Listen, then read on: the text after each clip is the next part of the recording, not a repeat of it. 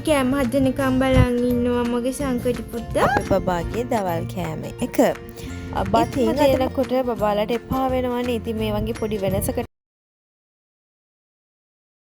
Hi guys, welcome back to my YouTube channel. කොහොමද ඉතින් ඔයගොල්ලන්ට මම හිතනවා හැමෝම සතුටින් පරිස්සමෙන් ඇති කියලා. ඉතින් මම අද ලන්ච් එකට හදලා දීපු රෙසිපි එකක් තමයි මේ අරගෙන ආවේ. මේකට අවශ්‍ය වෙනවා කැරට්, වට්ටක්ක, රතු ලුණු, සුදු ලුණු, ඊට අමතරව මම පොඩි චිකන් කෑල්ලක් අරගත්තා. කරපිංච ටිකක්, එතකොට පොල් කිරි, බටරුයි චීසුයි ඔන්න ඔය ටික තමයි මේකට අවශ්‍ය වෙන්නේ. මුලින්ම බටර් ටිකක් දාලා ඒක රත් වුණාට පස්සේ ඒකට කරපිංච ටික දාගන්නවා. ඒක චුට්ටක් ෆ්‍රයි වුණාට පස්සේ සුදු ලුණු රතු ලුණු එකතු කරගෙන ඒ ටික චුට්ටක් ෆ්‍රයි වෙන්න දෙන්න ඕනේ. ඊට පස්සේ ඔක්කොම ෆ්‍රයි වුණාට පස්සේ තමයි චිකන් ටික එකතු කරගන්නේ. ඉතින් චිකන් ටික එකතු කරගත්තයින් පස්සේ ඒක චුට්ටක් අපි ෆ්‍රයි කරගන්නවා.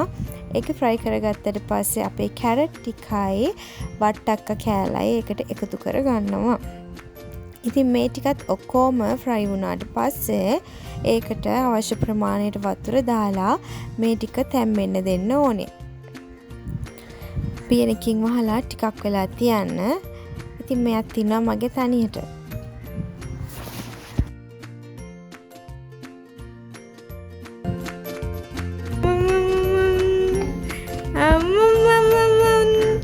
අම්මි කෑම හදනකම් බලන් ඉන්නවා මගේ සංකටි පුතා.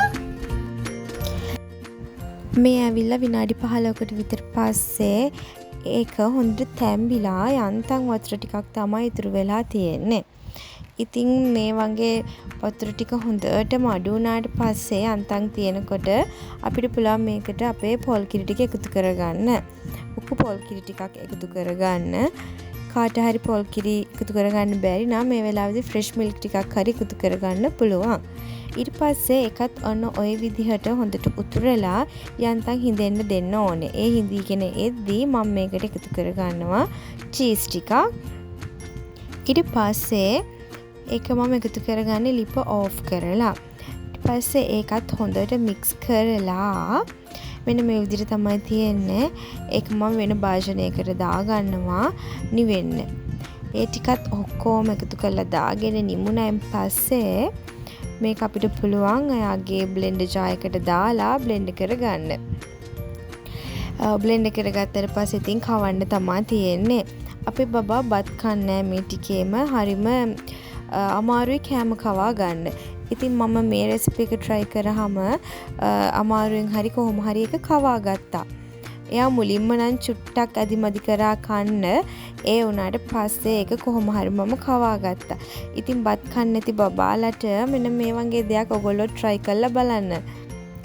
try කරලා බලලා මටත් කමෙන්ට් එකක් දාන්න බබා කෑවද නැද්ද කියලා.